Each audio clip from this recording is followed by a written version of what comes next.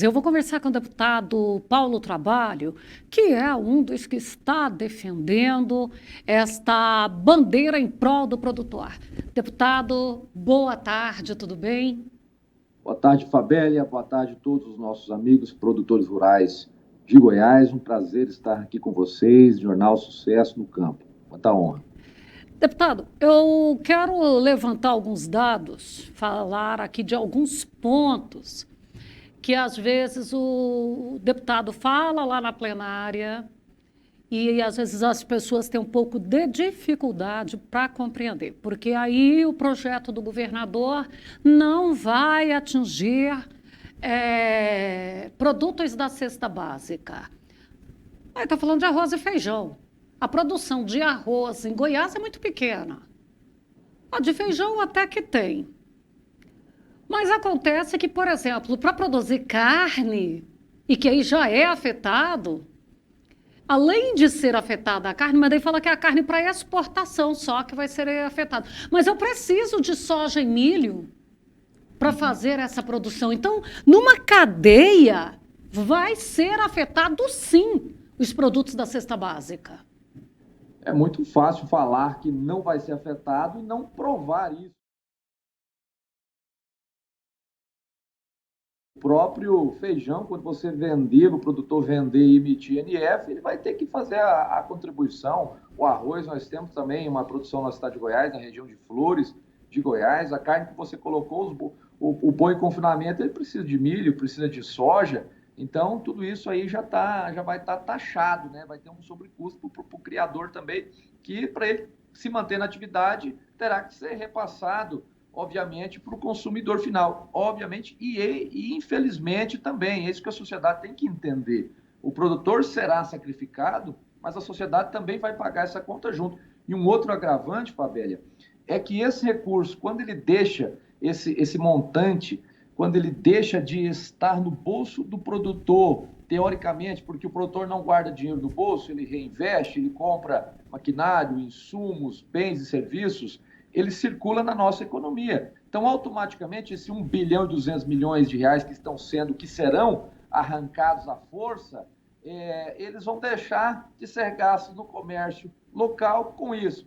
O vendedor vai ganhar menos comissão, vai ganhar menos salário, vai ter dificuldade para pagar o seu aluguel, a escola das crianças, talvez haja uma demissão das empresas, porque é assim, quando o dinheiro não circula na economia, começa a ter uma recessão. Então, o impacto não é só no preço dos alimentos, é também no dinheiro que deixa de circular diretamente na economia. Quando ele vai para o bolso do Estado, o Estado é ineficiente na aplicação dos recursos públicos, é lento. Nós temos hoje, por exemplo, a Goinfra, que está há muito tempo com mais de 1 bilhão de reais em caixa parado, esse dinheiro está desvalorizando e as obras não saem. Então, quando o governador começar a fazer alguma coisa, porque a obrigação dele é fazer rodovia, pavimentar, cuidar das rodovias, ele vai dizer que está fazendo com o dinheiro do fundo que veio do agro, quando na verdade o dinheiro já estava em caixa. Isso é para quê? Para, no linguajar popular, engambelar o agricultor, dizer, olha, valeu a pena vocês terem aceitado essa taxa, valeu a pena ter criado essa taxa em Goiás, porque agora a gente está fazendo obra. Esse governador, ele não dá ponto sem nó, ele já está com o dinheiro, ele vai fazer alguma coisa, vai dizer que é com o fundo, e depois, claro, enquanto o tempo for passando, num primeiro momento vai parecer bom, ele vai tentar fazer isso, e no segundo momento ele começa a desvirtuar esse fundo, como aconteceu no Mato Grosso também, que foi utilizado até para financiar estádios da Copa do Mundo, como nós dissemos em sessão. Mas é claro que você vai entrar nesse assunto também, e isso é se a taxa for aprovada, ainda não foi, né? Ainda não foi. A gente está aí com a esperança de que esse final de semana possa trabalhar com os deputados que votaram favoráveis à taxação, para que eles compreendam. Inclusive, dentro dessa compreensão, quando vem falar que é no máximo 1,65%, eu já até falei que eu conversei com um advogado tributarista do agro, ele já falou que isso aí lá no lucro vai chegar de 10% a 12%. Outro detalhe, que eu não sei se foi deputado ou se foi lá na audiência pública, mas que eu assisti alguém colocar, que os produtores pagaram projetos de estradas e entregou para o governo simplesmente fazer. E aqui em Jataí, isso aconteceu, os produtores pagaram. Então, quer dizer, eles já, se é contribuição paga quem quer, já está acontecendo, né? Exatamente. E eu vi isso em muitas regiões, a promessa de que pagando o projeto sairia mais rápido, porque fugiria do período de licitação do projeto para depois licitar a obra. Então, se ganharia um ano. Essa foi a conversa passada para o produtor rural. Eles pagaram o projeto e nada saiu do papel, né? Na verdade, esse dinheiro deve ter servido para financiar, e assumo a responsabilidade, financiar a campanha do governador, porque não tem lógica, né? Então, na verdade, é um governador que não cumpre com as suas promessas. Até isso aí ele conseguiu não cumprir. Então, Fabíola, eu vi você falando, eu vi a matéria do advogado, a gente já tinha feito esse cálculo também, esse impacto passa aí dos 8% tranquilamente. Aí você imagina regiões do estado onde a produção não é tão significativa como em regiões mais nobres, o lucro do produtor ele chega a essa monta de 8, 10, 12%. Aí vem o estado e leva 8, leva 10, ele está condenando aquele produtor à falência, ou ele a sair da atividade, mais uma vez um impacto à economia do nosso estado. E mesmo em regiões que produzem bem, vai deixar do produtor, vai impedir ele de melhorar ainda mais o seu solo, melhorar ainda mais seu pátio de máquina, investir mais em fertilizantes, infraestrutura, contratação de pessoal. É um impacto muito grande, muito negativo para o nosso estado, que está com as contas equilibradas. Todos acompanharam muito bem as falas na sessão, nós colocamos isso. Goiás está no positivo, está no azul, com as contas equilibradas. Nós aprovamos o regime de recuperação fiscal, que o governo fez, sabe, toda a força do mundo para que fosse aprovado aqui em Goiás. Só tem outros 2 estados no Brasil que tem o regime de recuperação fiscal, nem Minas não tinha conseguido, Goiás conseguiu, por causa da ligação do governo também com o STF, o que não é bom para nós, mas ele conseguiu algumas medidas lá que favoreceram e teve a aprovação da Assembleia. Com isso, Fabélia, o Estado ficou desobrigado de pagar 10 bilhões de reais pelos próximos 6 anos, ou seja, da conta pública, com os bancos públicos. Significa que o governador está fazendo caixa com aquele dinheiro que serviria para pagar a dívida pública do Estado. Não significa que não vai ter que ser paga essa conta, ela está acumulando e terá que ser paga no futuro, mas certamente por próximos governadores. Este está em céu de brigadeiro. Então, não teria necessidade nenhuma de criar nenhum novo imposto, nenhuma nova taxa, até porque o bom gestor, ele governa administrando crise, administrando dificuldade, tirando até leite de pedra, se for preciso. Qualquer um governa criando impostos, é muito fácil. Apertou um pouquinho dali, cria um imposto, apertou de lá, cria outro imposto. Já pensou onde vai parar se todo mundo fizer isso? Então, realmente, não é assim que se governa, não tem cabimento. Só para concluir esse raciocínio, sobre o RRF, o governador Ronaldo Caiado ele deixou de atender, a sua equipe, a administração, deixou de atender uma exigência do regime de recuperação fiscal do governo federal e vai ter que pagar, por isso, 84 milhões de reais a mais em 2023, por ineficiência da gestão. Não atendeu os prazos necessários da migração de um empréstimo que era com o Banco do Brasil, onde o juro era 4,75% ao ano, para transferir para o Banco Mundial, onde o juro era de 0,75% ao ano. Então, a perda desses benefícios vai resultar em 84 milhões de reais a mais para o nosso estado de Goiás pagar, ou seja, para nós, né? Para o trabalhador, para o contribuinte, para o produtor rural.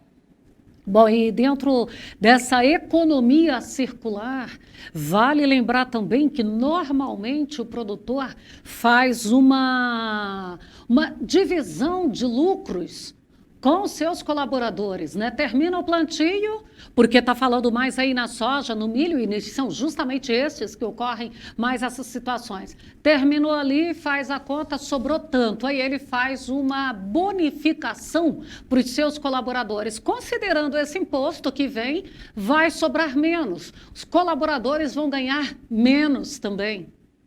Sim, com certeza, todos fazem, né? A grande maioria faz essa divisão a comissão, a compensação, né? A gratidão pelo ano de trabalho e sobre a produção também. Então, vai ser um dividendo menor, certamente, para todos. Automaticamente, é aquilo que a gente tem falado, o dinheiro vai deixar de circular na economia e a cadeia produtiva, o comércio, vai sendo afetado consequentemente, né? Todos os elos em diante aí da corrente vão sendo afetados. Por isso que a gente tem que lutar ainda para pedir esse projeto da terça-feira. Quando eu fiquei sabendo desse projeto, Fabíola, na semana passada, eu convoquei essa mobilização, tive a grata felicidade, a inspiração, né, divina de ter conseguido a tempo já pensar nessa convocação, porque eu sei como é que é o trâmite aqui na casa. A ideia do governo era fazer passar o projeto rapidamente, a toque de caixa, ou seja, sem ninguém perceber. Quando o produtor visse, estaria pagando a fatura e a conta ficaria principalmente para os deputados, para todos os deputados no geral, porque quando fala assim, a Assembleia Legislativa de Goiás aprovou a criação de uma taxa sobre o agro, a culpa recai sobre todos, né? Embora tenhamos aí alguns, aí, a base governista com essa irresponsabilidade. Mas o produtor rural talvez nem fosse culpar diretamente o governador Ronaldo Caiado, aquele que estava lá plantando, que estava cuidando da sua fazenda, dos seus afazeres. Ele só ficaria sabendo na hora de pagar a conta que a Assembleia de Goiás aprovou uma nova taxa, porque o governo ele colocaria isso na mídia. Com essa mobilização, com a presença massiva do produtor, com a divulgação que vocês estão fazendo, que é muito importante, os meios de comunicação, hoje Goiás e o Brasil sabem que o vilão é o governador Ronaldo Caiado, que colocou esse projeto para ser aprovado. A Assembleia não precisaria estar passando por isso, né, se ele, primeiramente, não tivesse colocado. E depois, segundamente, a irresponsabilidade, a inconsequência de deputados que acompanham o governo nessa decisão, pensando em si, apenas em si próprio e não pensando no Estado. É a realidade, é uma falha da democracia. Muitos aqui, Fabélia, trocam o futuro do agronegócio em troca de alguns cargos no governo, nem se compara com o impacto que vai causar na nossa economia. Bom, nosso tempo está esgotado, a gente poderia ainda falar muito mais aqui desse assunto. Eu quero te agradecer, deputado, e nós vamos continuar aqui, através do Sucesso no Campo, fazendo mais para a gente ver se traz aí os deputados que ainda não compreenderam o impacto negativo que esse projeto vai dar. Muito obrigada. Parabéns pelo seu trabalho, eu que agradeço, estou à disposição. Estamos prontos aqui para terça-feira combatermos novamente, nos organizarmos. Se por gentileza você quiser colocar também meu telefone à disposição para que as lideranças do agro entrem em contato e nós possamos traçar a estratégia junto. Vou falar aqui, se depois você quiser reproduzir, 62 99616 1923. Estou à disposição para a gente fazer todo o possível e impedir esse grande mal. Parabéns, Fabélia. Parabéns aos nossos produtores rurais pela luta. Estamos juntos. Que Deus nos abençoe.